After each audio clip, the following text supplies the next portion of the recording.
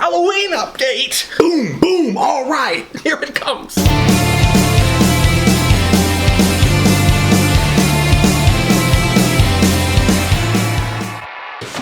Shit. This is basically one big story happened since the last time that we updated you, but we got to talk about it. But there's also a tiny little story that I wanted to talk about that we didn't get a chance to last time. But we'll go off with the big shit first. Now, Halloween Kills has casted the original Lindsay Wallace, Kyle Richards. I love her album.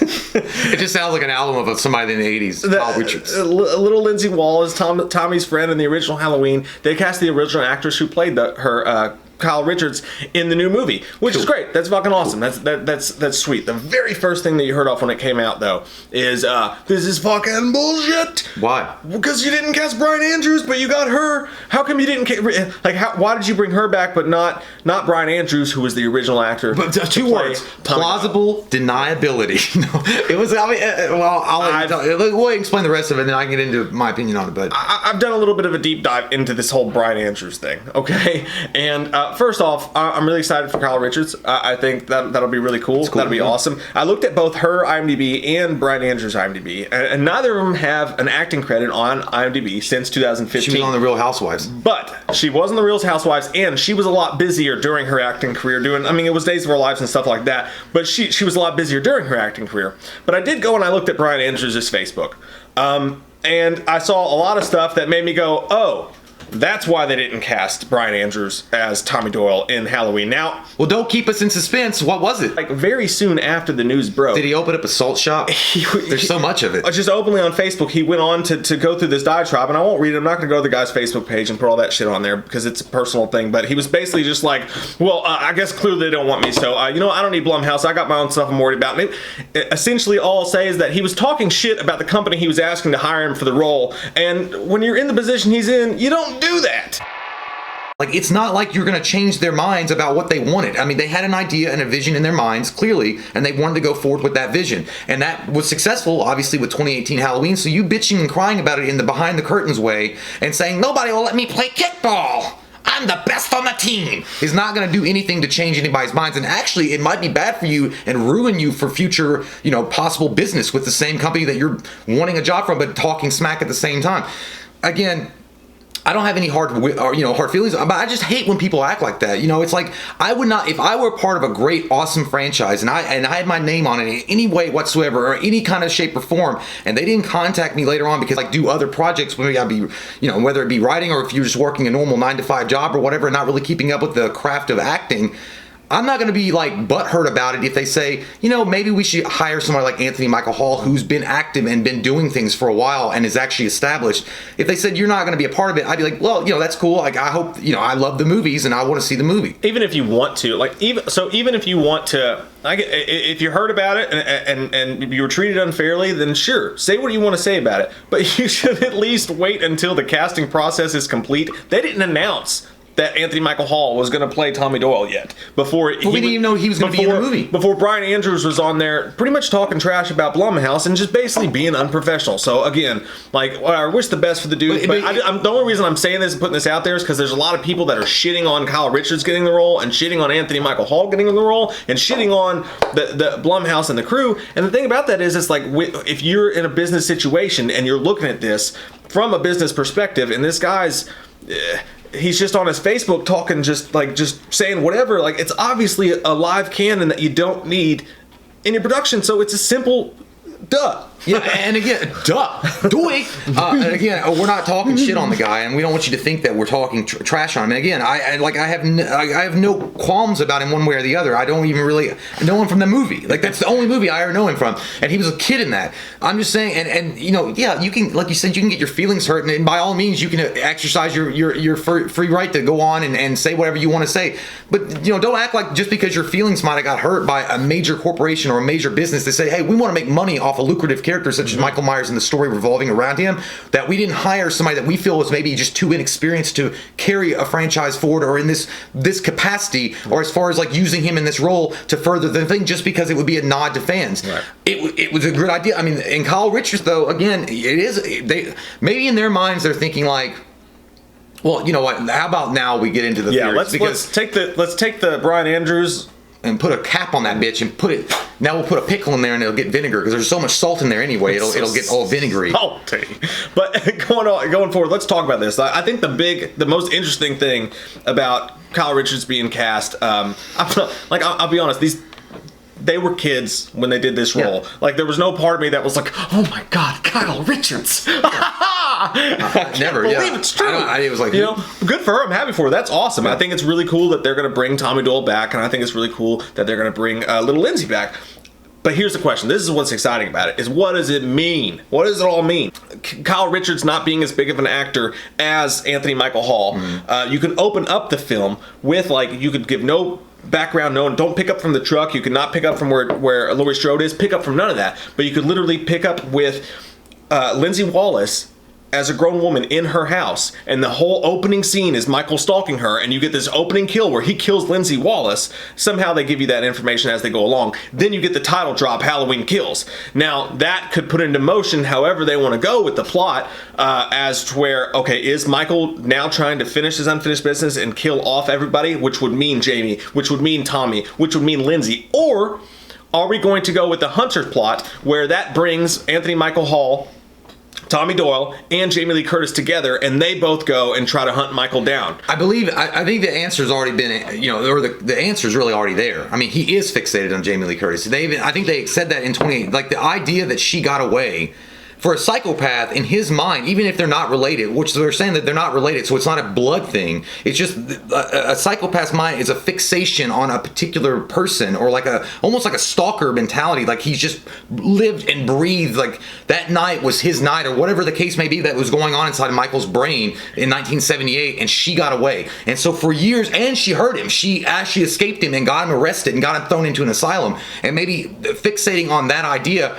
And that's what he wants to do. He wants to get rid of that nagging thing that has been in the back of his mind for so long. Not that they're related. I mean, you could spin the blood angle if you wanted to, but they're not related. But if he kills her, then he's open and free to do whatever he wants to. And in the case of Lindsay Wallace and Tommy Doyle being little kids and getting away technically, but not doing anything to him necessarily to get him arrested, I guess, unless you could count them screaming out to the police and having Dr. Loomis come and shoot him.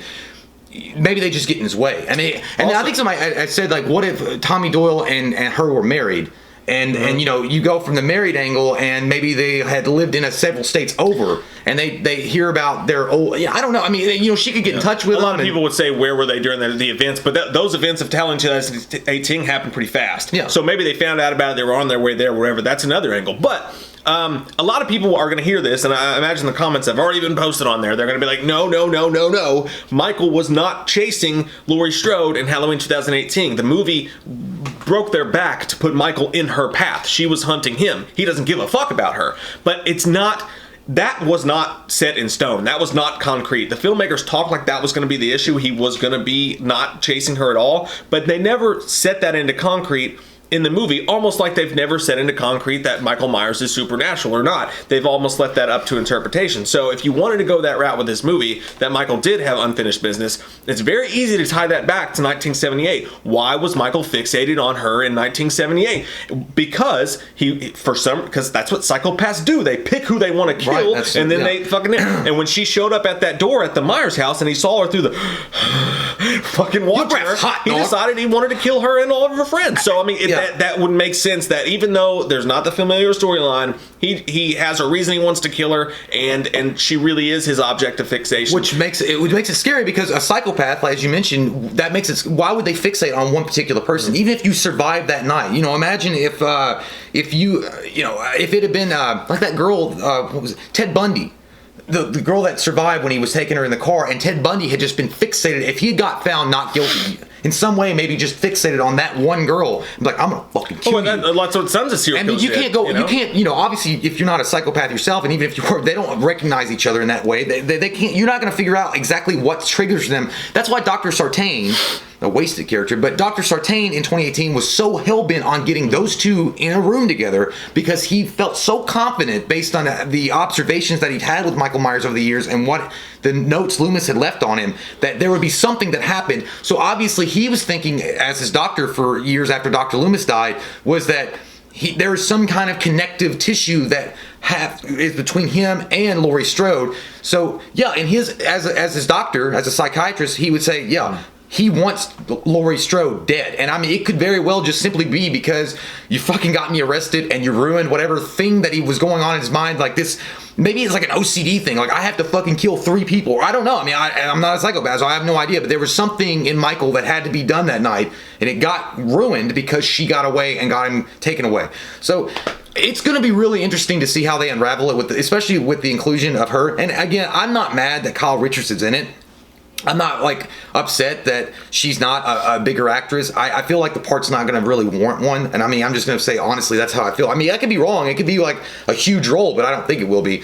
But still, nonetheless, I think it's a really nice fan service, and I think that they were thinking that. And I think that, again, you know, if you had to choose, honestly, if you were in the creative hot seat and someone said Anthony Michael Hall or the other dude, who are you picking? Like, honestly. And part of that, though, if it wasn't because of the way he was acting or whatever, and it was because they picked Anthony Michael Hall because they felt like they needed someone with more range, then it adds to my theory that I think Lindsay dies off first in the movie, and that's what brings Anthony Michael Hall's character into the movie. Well, I agree with. So, I mean, I agree. I mean, she's definitely. I don't think that she's going to survive for long. I don't either. But if she does, that's cool too, and I'm happy for her that she got the role. But yeah, it's very interesting, and also rumored from Tom Atkins that he thinks they're bringing Charles Cyphers back. That could add into that theory that maybe Michael does have some unfinished business. But what do you guys think about that theory and all that stuff? Comment down below. One quick thing I want to touch on, because it's probably not all that important, but I found it really interesting, is that this site Star News Online.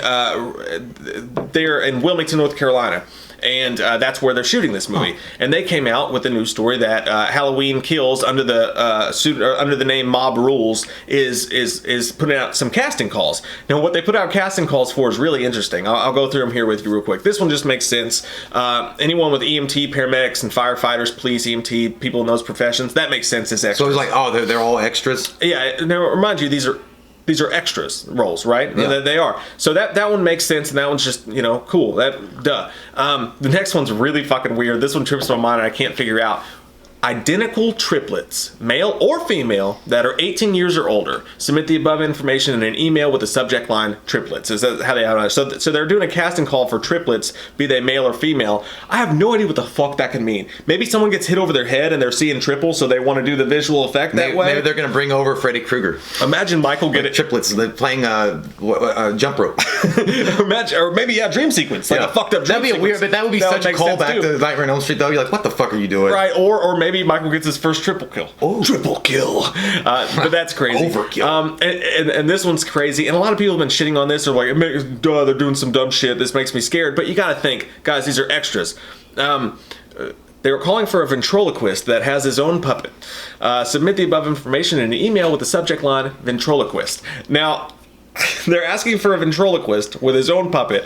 First off, that makes me laugh because they're like, we ain't supplying your puppet. What's that dude's name? You better bring your own fucking doll. That won the fucking talent show. That he's really big now, or maybe he didn't. Jeff Dunham. Jeff Dunham. They fucking get Jeff Dunham up there. Maybe it's the ventriloquist is doing a show for children, and the triplets are in front and they love it, and then Michael pops out and then fucking stabs the shit out because ventriloquists freak me out sometimes. I saw some people are like, this movie's gonna fucking suck. Why do they need a ventriloquist? It's like, guys, it's just he could be at a Halloween fair and there could be a guy at a booth with a ventriloquist, so it could mean nothing, but it's just funny and interesting. Yeah. This is actually, for me, this is the most important one. Anyone with mid 1960s to 1970s vehicles is what they're asking for. Vintage vehicles. Now that tells me that there's a possibility that we're gonna get some flashbacks. Yeah. Now could we actually see for the first time Michael getting arrested, as it was alluded to in Halloween 2018? As long as they don't unmask the motherfucker, I don't care. And as long as I really don't want them to digitally do Dr. Loomis either.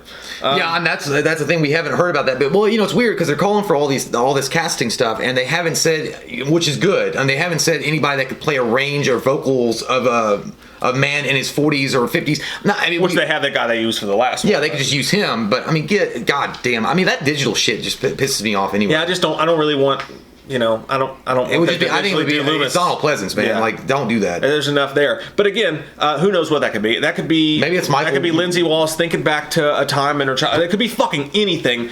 But it tells me they're definitely gonna. I think they're gonna have some sort of callback to the original Halloweens, and that's gonna be really interesting. Maybe Michael just wants the car that is only in the 60s and 70s version. Like, he was like, what year is this? Like 68. Like, yeah, I'll take that one. It could be fucking 72. Get out of here. What I'm most excited about is possibly getting to see the extended sequence of what happened in the original Halloween at the very end of the 1978 Halloween, or Michael's gone at the bottom. And we found out in 2018 that he was arrested, and Brackett was the not Brackett, but Will Patton's character was the arresting officer. God, he should have stayed around. God, I wish he did. But I would love to see that scene or what took place in it. Maybe, as long as they didn't fuck it up or do anything crazy to Michael. So I think that the flashback sequences is probably a definite. And you know, you never know. It would be a pretty cool angle to see. You know, Laurie Strode seeing things from a different perspective, because you only saw. You know, if you could say Halloween 1 and Halloween 2, the original ones, and how they take place in the same night. You do see her looking at things as they happened in that moment, but having her flashback and maybe things slightly different the way that she was viewing them, and then maybe even through Michael's eyes in some ways. You gotta be really fucking careful. You're walking a very tight rope when you go back and when you go back and fuck with the memories of Michael Myers and how that, you know, because as he would see things, like don't humanize him. You know what I mean? Don't make the mistake that Zombie did and make him like he's like, I just wanted friends. Don't go touching Mama's biscuits, man. Take that damn thing off. Yeah. Fucking bitch, I'm broken up over here. But yeah, I mean, either way, it's any news that's coming out, it's exciting, and it's even cooler that that they're getting an original back to be in the movie. I'm really waiting on at some point Brackett to come back. The guy that played Sheriff Brackett. For them to officialize. I mean, they said Charles Cypher's, like, it's rumored, but they just haven't officialized it yet. And then if you throw Tom Atkins in there, you got I think, a cool recipe. But, you know, I don't know. We'll see what happens. And again, I mean, everybody, like, mad and salty and getting angry. For what?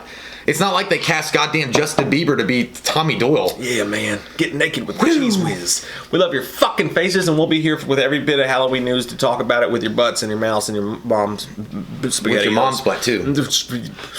Whatever. We'll put SpaghettiOs in that butt, and then Michael will eat it in front of you. She makes the best Hot Pockets. So good. We love your fucking face. If you're new to the channel, click that subscribe button and get some goddamn wham up in you. Yeah. Get all crazy and wild and shits. Halloween. Jack-o'-lanterns. We watched a movie.